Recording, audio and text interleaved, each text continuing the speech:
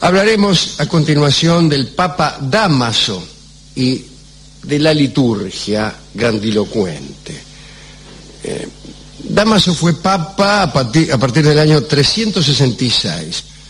La mayoría de los historiadores le atribuye buena parte de la forma que la Iglesia tomó desde aquellos tiempos en adelante. Durante el siglo II, la Iglesia había incorporado algunos elementos de la organización pagana. En el tercero creó una estructura intelectual y filosófica. Y en el cuarto, sobre todo durante la mitad del siglo, definió una impresionante personalidad pública. Comenzó a pensar y actuar como una iglesia oficial. Empezó a hacerlo, además, ¿no? Esa política estuvo determinada por la necesidad de imponerse al paganismo, y especialmente durante el pontificado del obispo Dámaso de Roma. Durante aquellos años se diseñaron algunas cosas muy notables para acrisolar al cristianismo como la verdadera y antigua religión de Roma y del imperio. Por eso Dámaso instituyó una gran ceremonia, una ceremonia anual, ¿en honor de quién? En honor de Pedro y Pablo, para destacar la idea de que el cristianismo era antiguo y de que había mantenido su asociación con Roma y con los triunfos del imperio durante más de 3 siglos. Esto no es cierto, no era cierto, pero a Dámaso le gustaba decir que siempre habían estado juntos Roma y el cristianismo.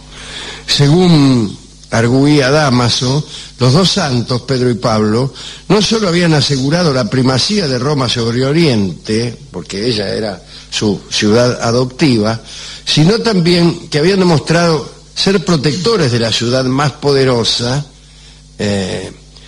justamente por ser ellos más poderosos que los antiguos dioses. Es decir, del poder de estos dos santos, según Dámaso, emergía el poder de Roma. Es curioso, ¿eh? Es una idea pagana también. Sí, a los paganos les gustaba mucho eso. El Dios de tu ciudad es más poderoso que el de la mía. Dámaso vivía bien, digo, en otro orden de... y bueno, para estaba eso... acomodado. Sí. Y agasajaba suntuosamente a sus visitantes.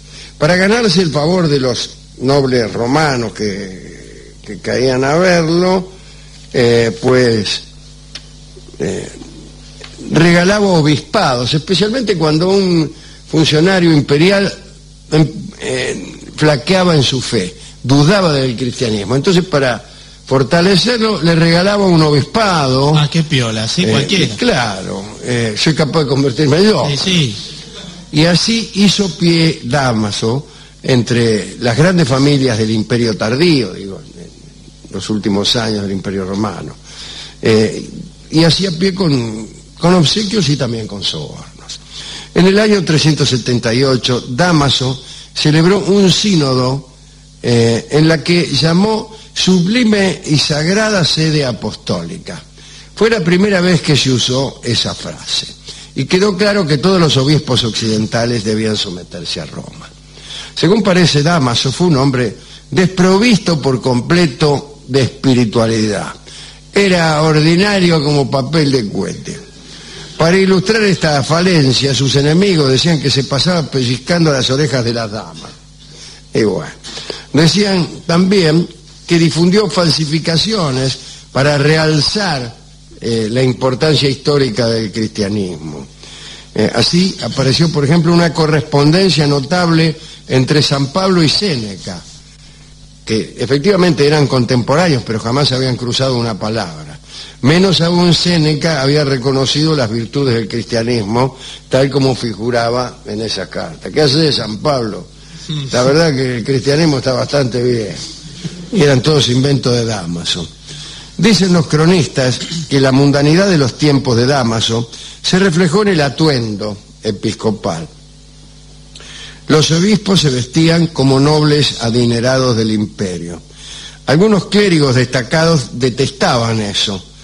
Gregorio Nacianceno, que fue criticado al revés por su demasiada austeridad, escribió, leo a Gregorio: No sabía que debíamos cabalgar en hermosos caballos o viajar en magníficos carruajes precedidos por procesiones.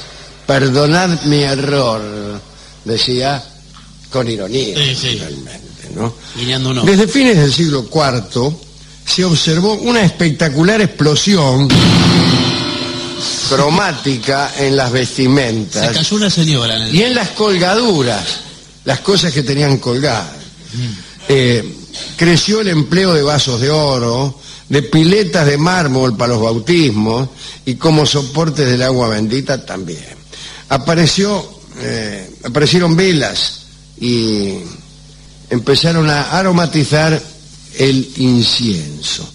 Desde los tiempos de Constantino, las basílicas cristianas, que inicialmente eran casas privadas, empezaron a construirse a escala más amplia.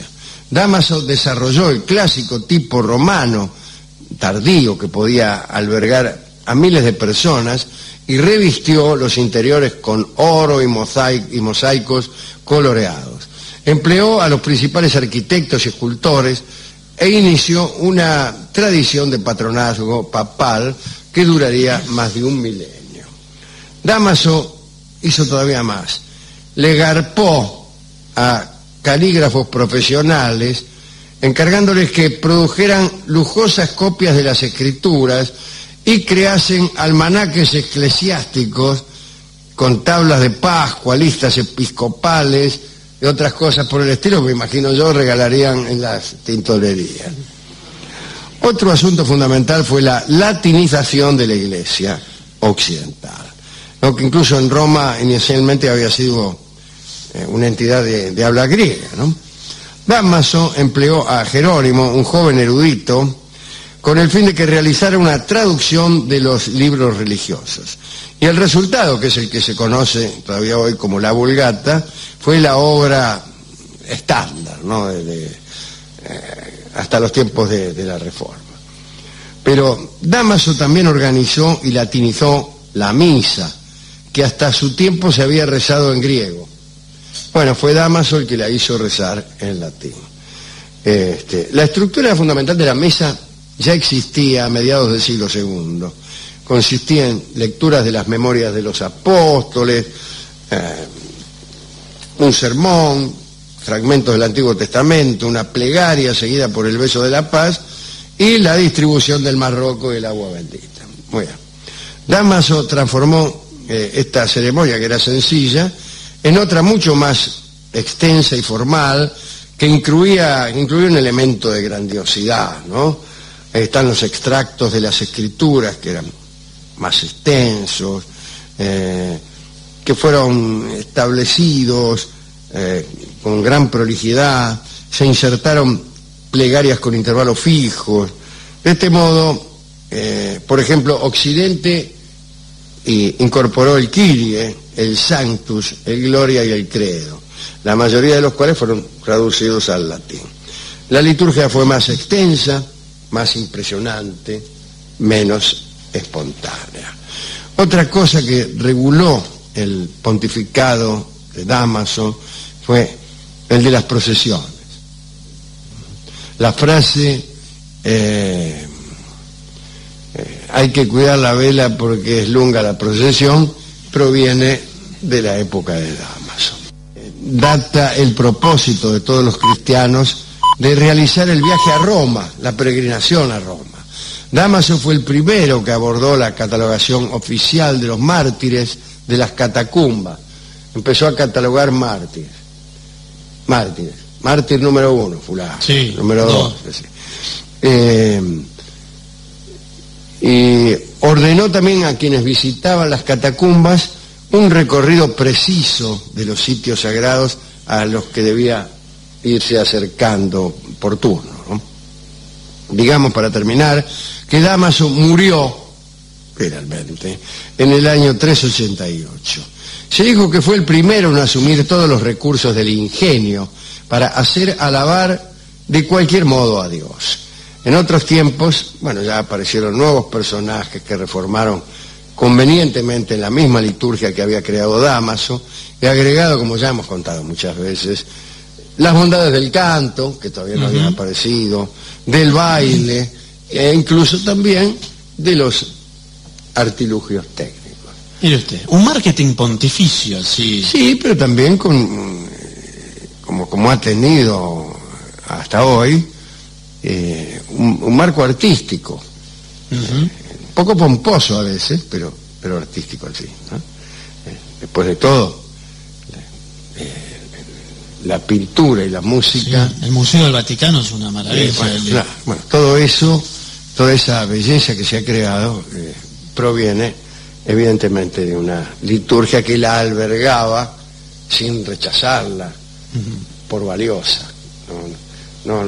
No veía o no atendía a los reclamos de algunos que decían, bueno, pero este cuadro es demasiado grande, es demasiado lujoso, demasiado caro. No, está bien. Nada es mucho para esto. ¿A quién podemos dedicar esta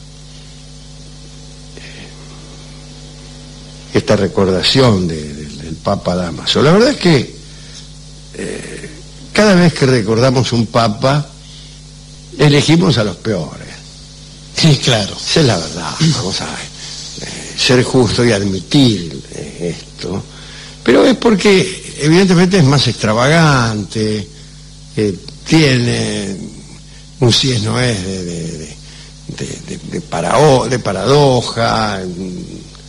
Es más funcional. Más funcional, incluso si uno quiere ser cínico ahora, diciendo esto que voy a decir, parece uno un hombre más actualizado y más acorde a los tiempos y se queja de los papas en general.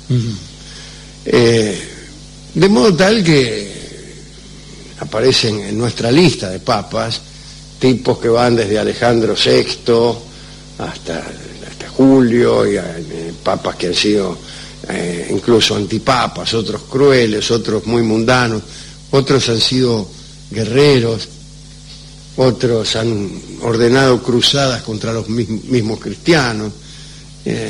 Digo esto para decir que este Dámaso después de todo no era tan malo.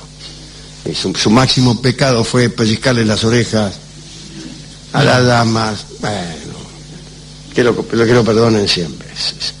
Hemos ido a la discoteca y le pedimos al discotecario ¿algo de papas? Algo de papas.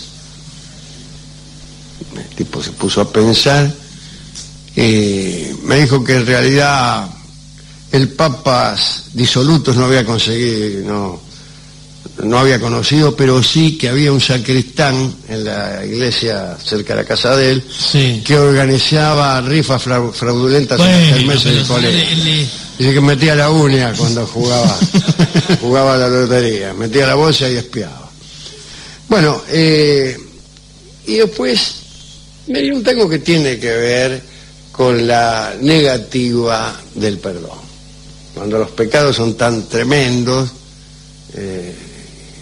que no se pueden perdonar. Y el tango se llama precisamente No te perdono más, y lo vamos a escuchar en la versión del trío argentino, en esta versión cantando como solista Agustín Irusta. Adelante entonces, No te perdono más, no insista.